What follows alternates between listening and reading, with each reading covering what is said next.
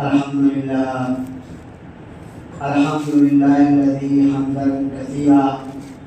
عالما قدیرا مدبرا سمیعا بصیرا ونشهد ان لا اله الا الله وحده لا شريك له ونشهد ان محمدا عبده ورسوله اعوذ باللہ من الشیطان الرجیم بسم اللہ الرحمن الرحیم یا ایھا الذین آمنوا کتب علیکم الصیام کما کتب علی الذین من قبلکم لعلکم تتقون وقال في موضع آخر يريد الله بكم اليسر ولا يريد بكم العسر وَلِتُكْمِلُوا الْعِدَّةَ وَلِتُكَبِّرُوا اللَّهَ صدق اللہ العظیم۔ معزز سامعین کرام، یہ رمضان کا مبارک مہینہ جو ہمارے درمیان آ کر کے 2 عشرے اس کے گزر چکے ہیں، جو رحمت کا پہلا عشرہ، دوسرا مغفرت کا عشرہ وہ گزر چکا ہے۔ آج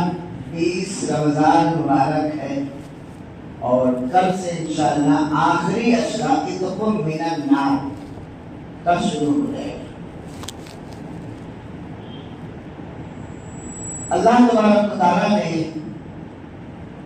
اس ماہ مبارک کے بارے میں فرمایا کہ ہمارے پر روزہ فرض کیا گیا جیسا کہ تم سے پہلے لوگوں پر بھی فرض کیا گیا تھا۔ یہ تو آپ بہت سن چکے ہیں، فضیلتیں کیا ہیں۔ بتانا یہ ہے کہ روزہ تو فرض ہے ہمارے اوپر، لیکن بہت سارے ہمارے برادر اسلامی بھائی ایسے بھی ہیں مسلمان کہ جو وسعت کے باوجود، طاقت کے باوجود، صحت مند ہونے کے باوجود بھی اس روزہ جیسی دولت سے محروم۔ حالانکہ کچھ ائمہ کے نزدیک حکم ہے کہ جو روزہ رکھنے کے باوجود بلا عذر شرعی کے اگر روزہ نہیں رکھتا ہے اور کھلے عام بازاروں میں پان، بیڑی، سگریٹ، مسالہ، چائے پیتا ہے، حکم ہے کہ اس کو ایک کمرے میں بند کر دیا جائے اور اس پہ آگ لگا دیا جائے۔ بہت سخت حکم ہے۔ افسوس کہ آج بھی ہمارے بہت سے بھائی ہیں جو روزہ نہیں رکھتے۔ بھائی روزہ اگر کسی وجہ سے ٹوٹ بھی گیا تو بھی حکم ہے کہ آپ چھپ کے کھانا کھائیں گے، چرا کے کھائیے، کسی کو پتہ نہ چلے۔ اور روزے دار کی اتنی اہمیت ہے، اللہ کے نزدیک اتنی فضیلت والا وہ شخص ہے جو روزہ رکھ رہا ہے کہ اس کے سامنے کچھ نہ کھایا جائے، نہ پیا جائے، اور نہ اس کو احساس ہونے دیا جائے کہ یہ روزے دار نہیں۔ اللہ کا حکم اور روزہ کی اہمیت آپ کیا سمجھتے ہیں؟ اللہ نے کیا فرمایا روزے کے بارے میں؟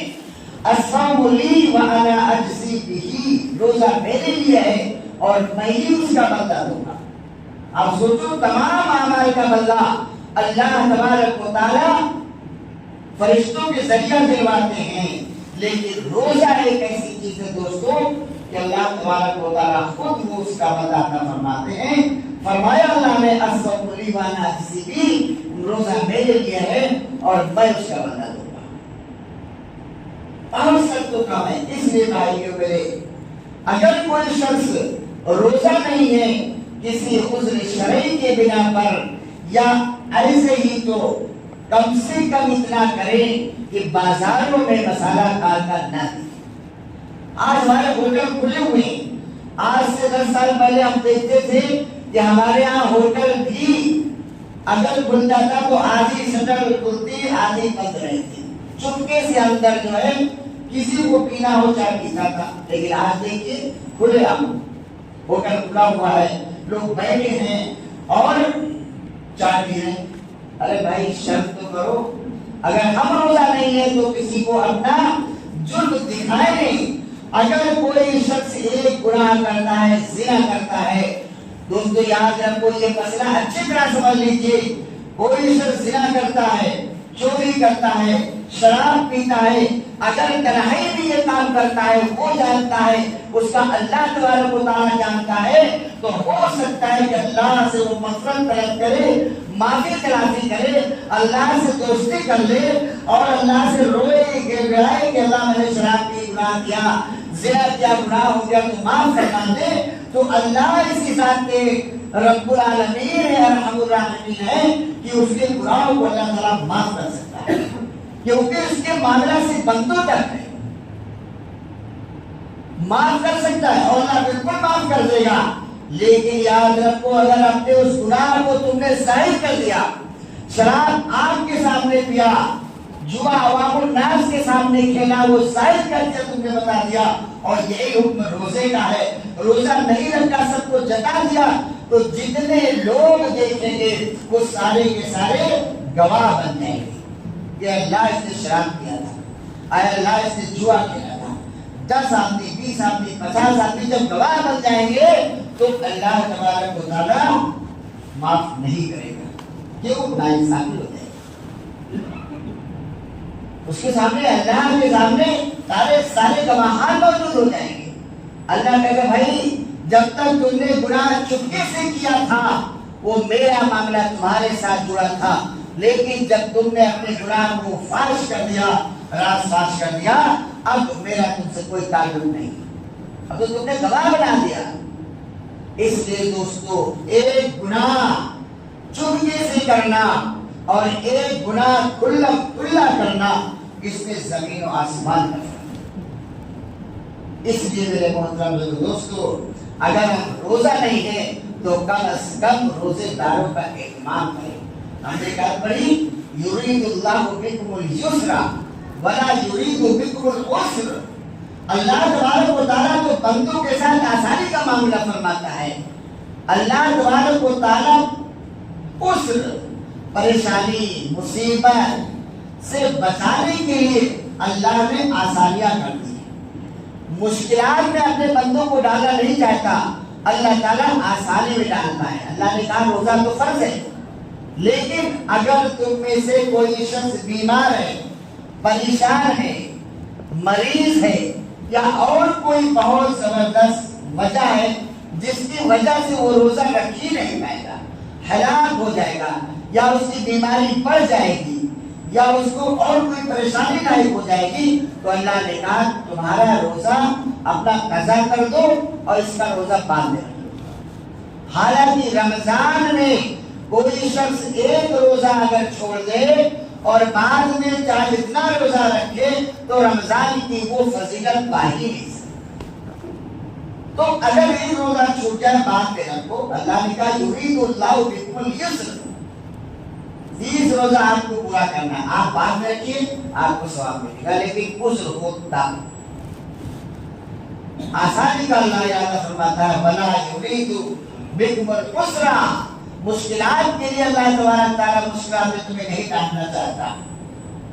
وَلِتُكْمِلُوا الْعِدَّةَ، اور تاریخ بھی تمہاری عدت پوری ہو جائے، یعنی تمہاری عدد جو 5 روزہ چھوٹا ہے 25 رکھا ہے، 5 روزہ رمضان کے بعد کسی وقت رکھ لو، وَلِتُكَبِّرُوا اللَّهَ، اور تاکہ اللہ تبارک تعالیٰ کی بڑائی بیان کرو، عَلَىٰ مَا هَدَاكُمْ وَلَعَلَّكُمْ تَشْكُرُونَ، اللہ نے یہ آسانی سے فرمائی تاکہ تمہاری روزہ کی عدت پوری ہو جائے اور اللہ کی بڑائی بیان کرو، اور پھر اللہ کے شکر گزار بندے بنو کہ اللہ نے ہمیں موقع دیا۔ سرکار کا جب کوئی مجرم ہوتا ہے اور سزا ملتی ہے تو کبھی کبھی اس کو چھوٹ دی جاتی ہے، اس لیے کہ ہو سکتا ہے بندہ سدھر جائے، اور جب آدمی کو چھوٹ دی جاتی ہے تو وہ عدالت پہ بھروسہ کرتا، پھر اس کا شکر گزار بنتا ہے، تو اللہ نے کہا تاکہ اسی بہانے تم میرا شکر ادا کرو۔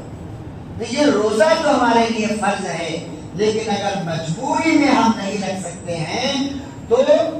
معاف ہے، اس کے بعد میں اس روزہ کی تکمیل کی جائے۔ اسی کے ساتھ ساتھ ہاں اتنی بھی آسانیاں اور بھی ہیں، اگر اس درجے کا مریض ہے، یہ بھی دیکھیے بعد میں ضروری نہیں کہ آپ روزہ رکھیں، اتنا مریض آپ ہو جائیں کہ رمضان کے بعد آپ صحت مند ہی نہ ہو اسی بیماری میں، اتنی سب بیماریوں کی اسی میں آپ کا انتقال ہو جائے، تو حکم ہے کہ ایک روزے کا آپ کو فدیہ دینا ہے، فدیہ۔ اور فدیہ کیا ہے؟ ایک صدقہ فطر، جتنا صدقہ فطر ہم لوگ دیتے ہیں اتنا فدیہ دینا ہے۔ مریض کیسا ہو؟ دو قسم کے مریض ہیں۔ ایک مریض ایسا ہے کہ جو کبھی ہی نہ ہو پاتا ہے، مستقل اس کو ہر 2 گھنٹے بعد 3 گھنٹے بعد کھانا چاہیے۔ جیسے آج کل کچھ شوگر کے مریض ہیں، لیکن شوگر میں بہت ساری قسم کی شوگر بھی ہیں، کچھ شوگر میں تو ہر 2 گھنٹے بعد کھانا ہی کھانا ہے، کچھ میں ڈاکٹر منع کرتے ہیں کہ میں نہیں کھا سکتے ہو۔ تو ایسی شوگر ہو یا ایسی بیماری ہو کہ وہ بھوکا رہ ہی نہیں سکتے ہو، تب وہ فدیہ دے سکتے ہیں۔ دوسرا مریض بہت ہی عمر دراز 80 85 90 سال کا بوڑھا ہو جائے، وہ 2 4 6 گھنٹہ 8 گھنٹہ رہ ہی نہیں سکتا، تو پہلے اس کے لیے بھی فدیہ ہے۔ لیکن آج کل ہم دیکھا جاتا ہے کہ بہت سارے مالدار لوگ بھی ہیں، اپنے کام کاج کی وجہ سے یا اور کسی وجہ سے روزہ نہیں رکھتے اور فدیہ دے دیتے ہیں۔ یہ نہیں ہے، بلکہ اجرت تب ہمیں فدیہ دینا ہے، اور فدیہ وہی دینا ہے جو صدقے فطر ہے، یعنی حیثیت کے مطابق، چاہے آپ کھجور دیجئے، چاہے کشمش دیجئے، اور چاہے پنیر دیجئے، اور چاہے آٹا اور گیہوں دیجئے، یہ ہمیں دینا ہے۔ سبحان اللہ۔